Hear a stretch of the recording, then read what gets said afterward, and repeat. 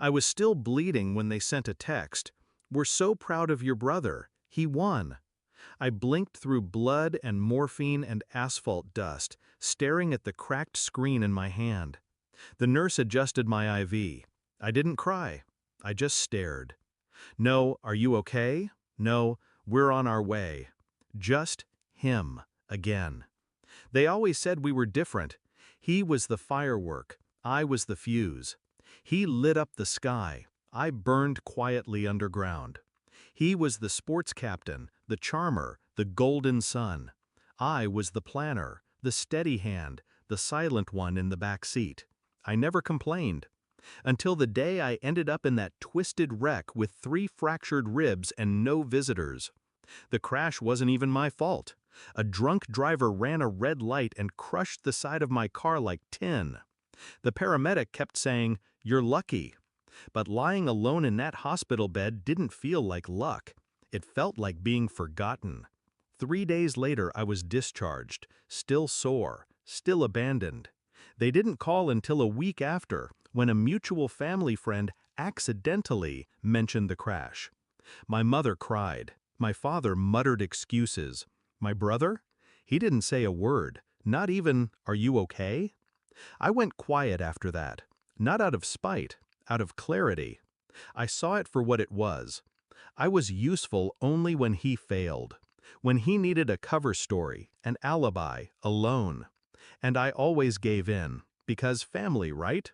But family, I learned, is a currency, and I was the only one not cashing in.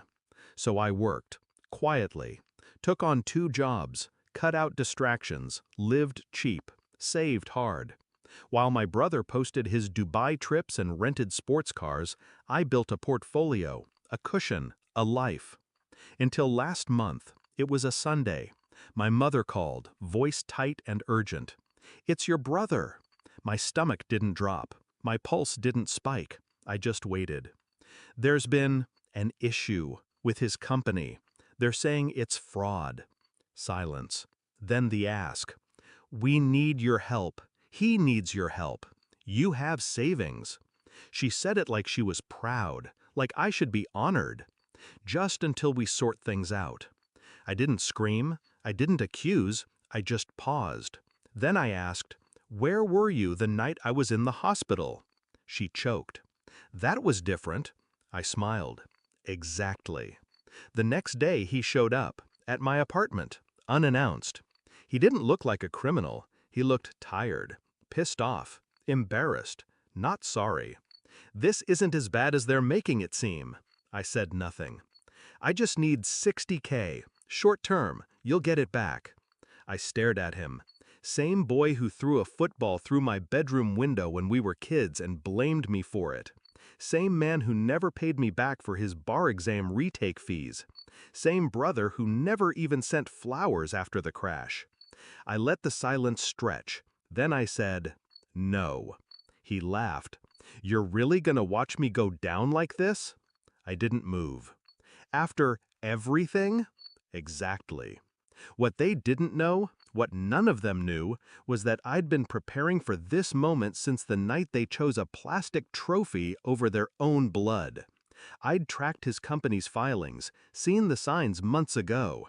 Shell payments, ghost vendors, internal invoices to nowhere. He thought he was slick. He wasn't. I even met with the investigator, anonymously at first.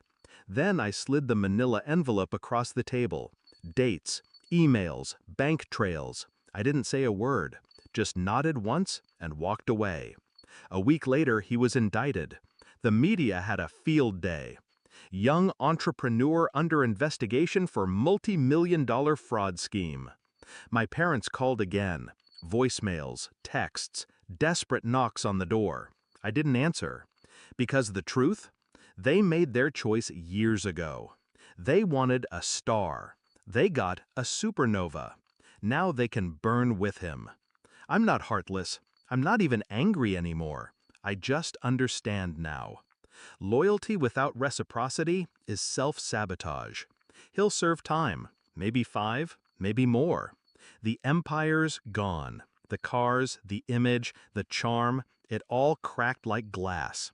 And me? I sleep just fine. I used to wonder what it would feel like to finally be seen, heard, respected. Now I know. It's not in their apology. It's in my refusal. Because sometimes revenge isn't a scream. It's a locked door. And the echo of no ringing louder than any applause he ever got.